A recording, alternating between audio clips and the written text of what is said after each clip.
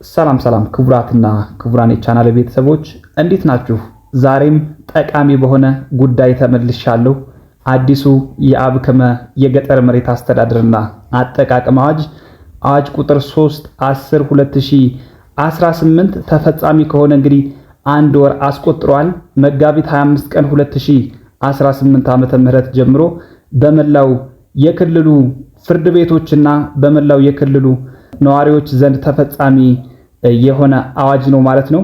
እንግዲህ አዋጅ ማለት ነው የቀድሞውን የተሻሻለውን የአብክመ የገጠር መሬት አስተዳደርና አጠቃቀም አዋጅ ቁጥር 252/2009 የሻረ አዋጅ ነው።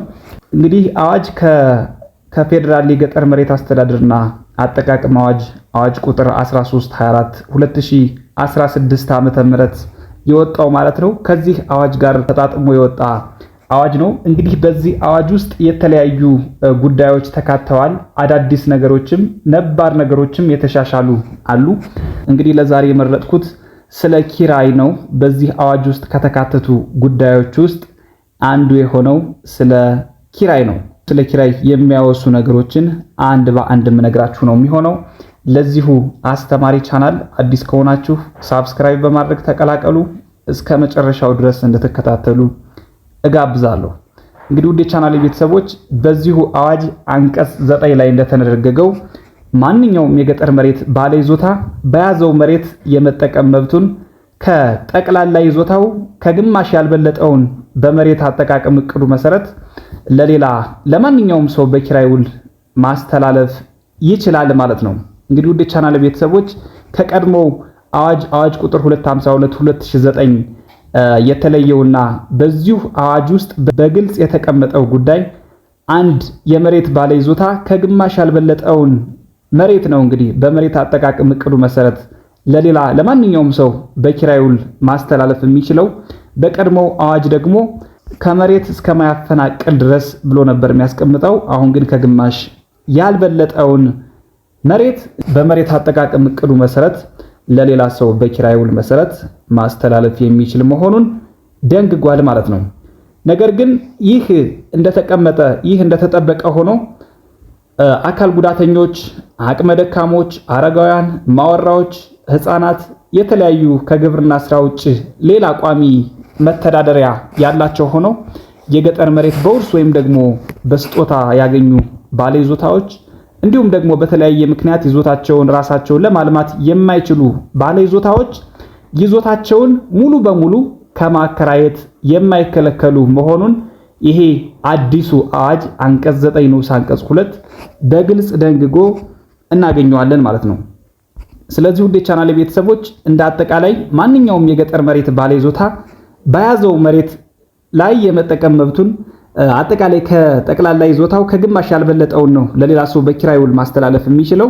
ነገር ግን እነዚህ ከላይ የተጠቀሱት በልዩ ሁኔታ በአዋጁ የተቀመጡት አካል ጉዳተኞች፣ አቅመ ደካሞች፣ አረጋውያን፣ ህፃናት እና የተለያዩ እዚሁ ጋር በልዩ ሁኔታ የተቀመጡ ባለይዞታዎች ይዞታቸውን ሙሉ በሙሉ ከማከራየት የማይከለከሉ መሆኑን ማወቅ ያስፈልጋል።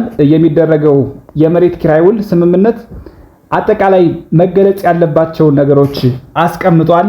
ለምሳሌ የመሬቱን ስፋት መቀመጥ አለበት፣ ምን ያህል ስፋት እንዳለው። የኪራዩን ዘመን በደንብ መግለጽ አለበት። ለምን ያህል ጊዜ ነው የሚቆይ? ለ2 ዓመት ነው? ለ3 ዓመት ነው?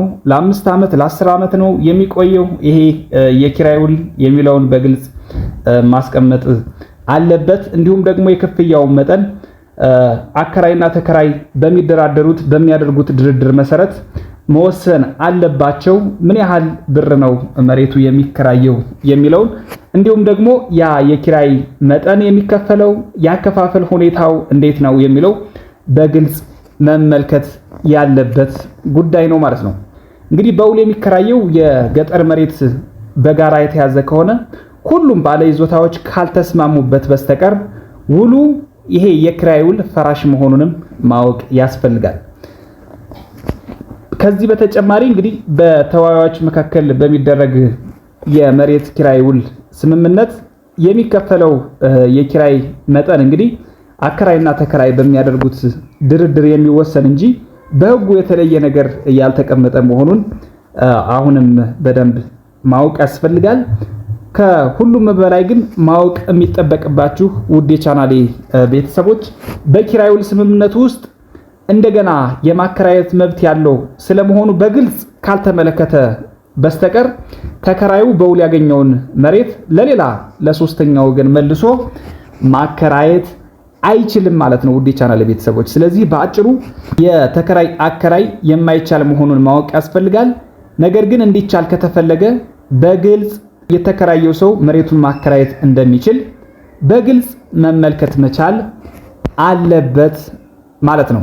እንግዲህ በዚህ አዋጅ መሰረት ከፍተኛው የገጠር መሬት ኪራይ ውል የውል ዘመንን በተመለከተ እንግዲህ ያስቀመጠው ነገር አለ።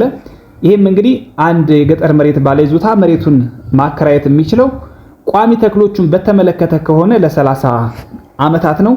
ለዓመታዊ ሰብሎች ከሆነ ደግሞ በመሬት አጠቃቀም እቅዱ መሰረት ለ10 ዓመት ብቻ መሆኑን ማወቅ ያስፈልጋል። ነገር ግን ከዚህ በላይ ከሆነ እንዳጠቃላይ ለ30 ዓመትና ለ10 ዓመት እንደተደረገ ተቆጥሮ የሚቀነስ ይሆናል ማለት ነው። እንግዲህ የኪራይ ውል ስምምነቱ ህጋዊ የውል ማቋቋሚያ ሁኔታዎችን አሟልቶ ካልተገኘ ውሉ ፈራሽ ነው። እንግዲህ በውል ህግ መሰረት መሟላት ያለባቸው ነገሮች አሉ። እነሱም እንግዲህ ችሎታ መኖር፣ እንደገና ደግሞ ፈቃድ ወይም ኮንሴንት የምንለው ማለት ነው። እንዲሁም ደግሞ ኦብጀክት የውሉ ዓላማ፣ እንዲሁም ደግሞ ፎርም የምንለው የውሉ አጻጻፍ ሁኔታ። እነዚህ ነገሮች ካልተሟሉ ውሉ ፈራሽ መሆኑን ማወቅ ያስፈልጋል። እንዲሁም ደግሞ ተከራዩ በተከራየው መሬት ላይ ጉዳት ካደረሰ ወይም ደግሞ ከስምምነታቸው ውጪ ፈጽሞ ከተገኘ ተከራዩ ይሄ ውል የሚሰረዝ መሆኑን ማወቅ ያስፈልጋል። እንዲሁም ከዚሁ ጋር በተያያዘ በሞግዚት ጥበቃ ስር የሚተዳደሩ ህፃናትን በመወከል ሞግዚቱ የሚያደርጋቸው የመሬት ኪራይ ውሎች በፍርድ ቤት ፍቃድ ካልተደረጉ በቀር እንግዲህ ባለይዞታው ለአካለ መጠን ከደረሰ በኋላ ከ3 ዓመት በኋላ ማለት ነው እንዲፈጽም የማይገደድ መሆኑንም ማወቅ ያስፈልጋል። እንግዲህ በሞግዚት ጥበቃ ስር የሚተዳደሩ ህፃናትን በተመለከተ ማለት ነው። እንግዲህ በሞግዚት ጥበቃ ስር የሚተዳደሩ በፍርድ ቤት የተከለከሉ ሰዎችን በመወከል ሞግዚቱ የሚያደርጋቸው የመሬት ኪራይ ውሎች በቤተ ዘመድ ምክር ጉባኤ ፈቃድ ካልተደረጉ በስተቀር የችሎታ ማጣቱ ሁኔታ ከቀረ ከ3 ዓመት በኋላ ባለይዞታው እንዲፈጽም የማይገደድ መሆኑን ማወቅ ያስፈልጋል።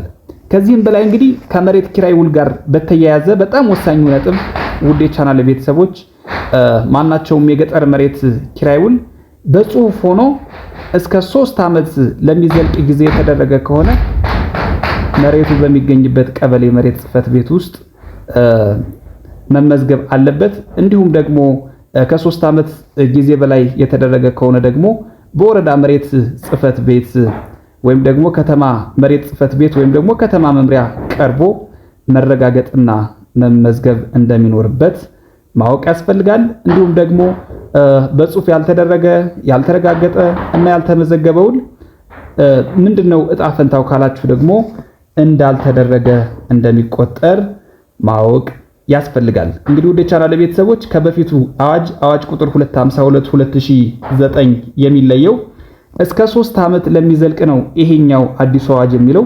የቀድሞ አዋጅ ግን እስከ 2 ዓመት ለሚዘልቅ የተደረገ ከሆነ መሬቱ በሚገኝበት ቀበሌ መሬት ጽሕፈት ቤት ወይም ደግሞ የገጠር መሬት አስተዳደርና አጠቃቀም ጽሕፈት ቤት መመዝገብ እንዳለበት ይገልጽ ነበረ።